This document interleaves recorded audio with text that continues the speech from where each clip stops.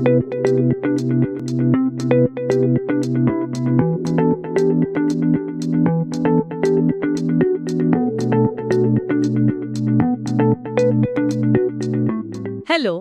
ഇന്നത്തെ നമ്മുടെ ഈ ചർച്ചയിൽ നമ്മൾ സീക്വൻഷ്യൽ സർക്യൂട്ടുകളുടെ ലോകത്തേക്ക് ഒന്ന് ആഴത്തിലിറങ്ങി ചെല്ലുകയാണ്. നമസ്കാരം. ഈ സർക്യൂട്ടുകൾ എങ്ങനെയാണ് ഡിജിറ്റൽ ലോകത്തിന്റെ അടിസ്ഥാന ശിലകളാകുന്നത് എന്ന് നമുക്ക് നോക്കാം. ശരി. രജിസ്റ്ററുകള്, പിന്നെ കൗണ്ടറുകള്, റാം, ഇതിന്റെയൊക്കെ പ്രവർത്തനം, അതിന്റെ രഹസ്യങ്ങള്, അതൊന്ന് ലളിതമായിട്ട് മനസ്സിലാക്കലാണ് നമ്മുടെ ലക്ഷ്യം. ശരി, നമുക്ക് തുടങ്ങാം അല്ലേ? തീർച്ചയായും. ഈ സീക്വൻഷ്യൽ സർക്യൂട്ടുകൾ, അതായത് കോമ്പിനേഷണൽ സർക്യൂട്ടുകളിൽ നിന്ന് ഇതിനെ വ്യത്യസ്തമാക്കുന്നത് എന്താന്ന് വെച്ചാൽ, ഇതിന്റെ ഔട്ട്പുട്ടില്ലേ, അത് നിലവിലെ ഇൻപുട്ടിനെ മാത്രം ആശ്രയിച്ചല്ല ഇരിക്കുന്നത്. ഓഹോ. അതിന്റെ മുമ്പുണ്ടായിരുന്ന ഒരു അവസ്ഥ, ഒരു ഇന്റേണൽ സ്റ്റേറ്റ് എന്ന് പറയും, അതിനെ കൂടി ആശ്രയിക്കുന്നുണ്ട്. ഈ ഒരു ഓർമ്മശക്തി, അതാണ് ഇതിന്റെ കാതൽ. അതെ. അപ്പോൾ ഈ സർക്യൂട്ടുകൾക്ക് ഒരുതരം മെമ്മറി ഉണ്ടെന്ന് പറയാം. ഈ ഫ്ലിപ്പ് ഫ്ലോപ്പുകൾ എന്ന ഘടകങ്ങൾ, അതാണല്ലോ ഈ അവസ്ഥ അല്ലെങ്കിൽ മെമ്മറി സൂക്ഷിക്കുന്നത്, അല്ലേ? അതെ അതെ, ഫ്ലിപ്പ് ഫ്ലോപ്പുകളാണ് അടിസ്ഥാനം. ഒരു ക്ലോക്ക് സിഗ്നൽ വരുമ്പോൾ ഈ അവസ്ഥ ഇങ്ങനെ മാറിക്കൊണ്ടിരിക്കും. അപ്പോൾ ഡിസൈൻ ചെയ്യുമ്പോൾ ഈ അവസ്ഥാ മാറ്റങ്ങൾ അത് കൃത്യമായി പ്ലാൻ ചെയ്യേണ്ടി വരും, ശരിയല്ലേ? വളരെ ശരിയാണ്.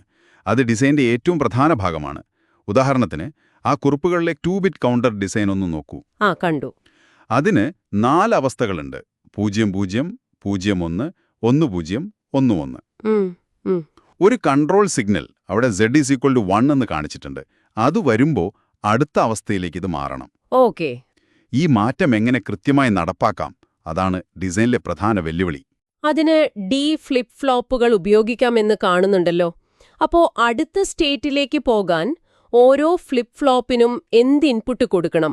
ആ DX, DY എന്നൊക്കെ പറയുന്നവ അത് കണ്ടെത്തണം. അതിനായിട്ട് കെ മാപ്പുകൾ ഉപയോഗിക്കുന്നു എന്നും പറയുന്നു. എന്താണ് ഈ കെ മാപ്പുകൾ? കുറച്ചുകൂടി വ്യക്തമാക്കാമോ? കെ മാപ്പുകൾ, അതായത് കർണോഫ് മാപ്പുകൾ. ഇത് ശരിക്കും പറഞ്ഞാൽ ലോജിക് സമവാക്യങ്ങളെ എളുപ്പമാക്കാൻ, ലളിതമാക്കാനുള്ള ഒരു ഗ്രാഫിക്കൽ രീതിയാണ്. ഓക്കേ. ഒരു സർക്യൂട്ടിന് ആവശ്യമായ ലോജിക് ഗേറ്റുകളുടെ എണ്ണം കുറയ്ക്കാൻ ഇത് നന്നായി സഹായിക്കും.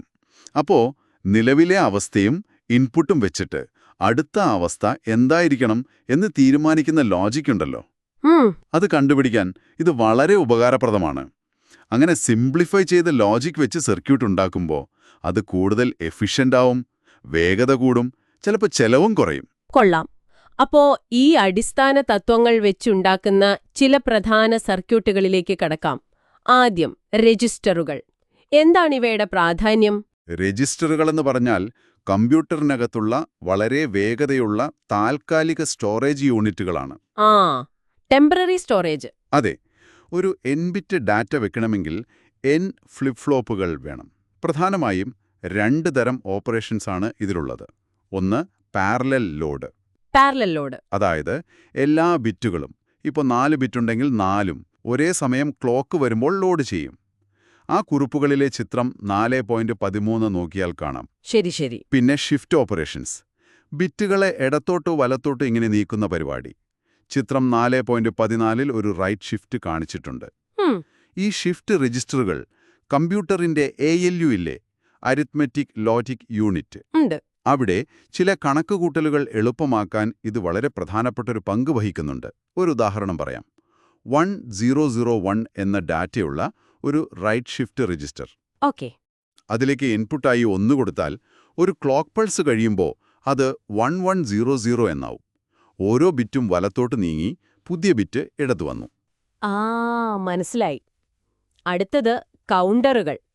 പേര് കേൾക്കുമ്പോൾ എണ്ണാൻ ഉപയോഗിക്കുന്ന എന്തോ ആണെന്ന് തോന്നുന്നുണ്ടല്ലേ? അതെ, എണ്ണാൻ തന്നെ.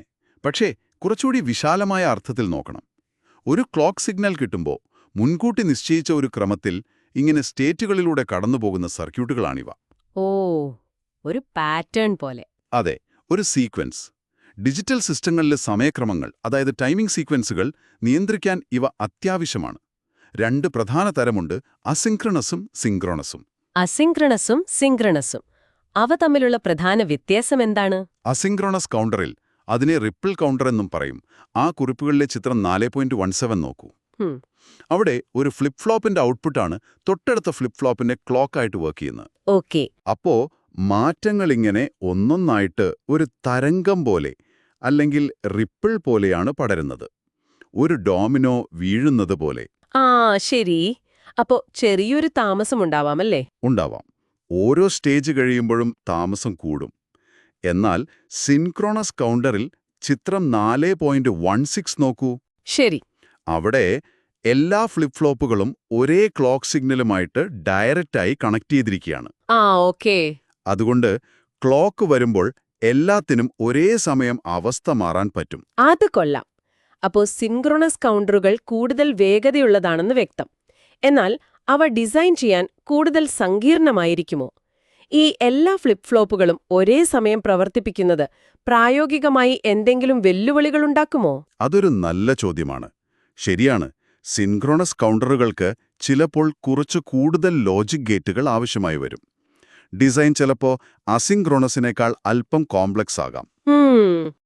റിപ്പിൾ കൗണ്ടറിലെ പോലെ ഓരോ സ്റ്റേജിലും ഡിലേ കൂടിക്കൂടി വരുന്ന ആ പ്രൊപ്പഗേഷൻ ഡിലേ പ്രശ്നം ഇവിടെയില്ല.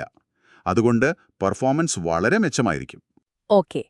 ഇനി അവസാനമായിട്ട് റാൻഡം ആക്സസ് മെമ്മറി, റാം. നമ്മുടെ കമ്പ്യൂട്ടറിലെ പ്രധാന മെമ്മറി ഇതാണല്ലോ. ഇതും ഒരു സീക്വൻഷ്യൽ സർക്യൂട്ടാണോ? അതെ, തീർച്ചയായും.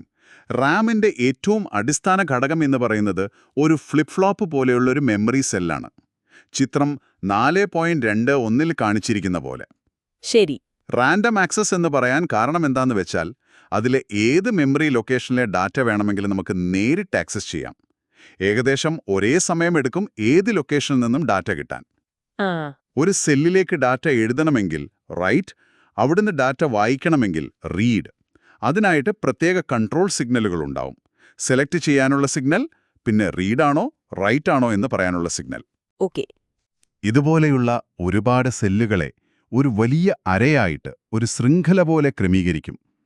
ഓരോ മെമ്മറി ലൊക്കേഷനും ഒരു അഡ്രസ്സും ഉണ്ടാവും. അഡ്രസ്? അതെ. ഈ അഡ്രസ് ഉപയോഗിച്ചിട്ട് ആവശ്യമുള്ള ലൊക്കേഷൻ തിരഞ്ഞെടുക്കാൻ അഡ്രസ് ഡീകോഡറുകൾ സഹായിക്കും. ആ ചിത്രം 4.18 ഒരു 2x4 ഡീകോഡർ കാണിച്ചിരിക്കുന്നത് കണ്ടോ? ഒരു 4x2 റാമിനു വേണ്ടി. കണ്ടോ? അതുപോലെ ഒരു 1024 വാക്കുകളുള്ള ഒരു മെമ്മറിക്ക് 10 അഡ്രസ് ലൈനുകൾ വേണം. കാരണം 2×10 ആണ് 1024. അപ്പോൾ ഒരു 10×1024 ഡീകോഡറും വേണ്ടിവരും. ഇതാണ് നമ്മുടെ കമ്പ്യൂട്ടറിലെ മെയിൻ മെമ്മറിയുടെ ഒരു അടിസ്ഥാനം. കൊള്ളാം. അപ്പോൾ ഇന്നത്തെ ഈ ചർച്ചയിൽ നിന്ന് എനിക്ക് മനസ്സിലായത് ഈ സീക്വൻഷ്യൽ സർക്യൂട്ടുകൾക്ക് സ്റ്റേറ്റുകൾ, അതായത് അവസ്ഥകൾ ഓർത്തുവെക്കാനുള്ള കഴിവുണ്ട് എന്നത് തന്നെയാണ്.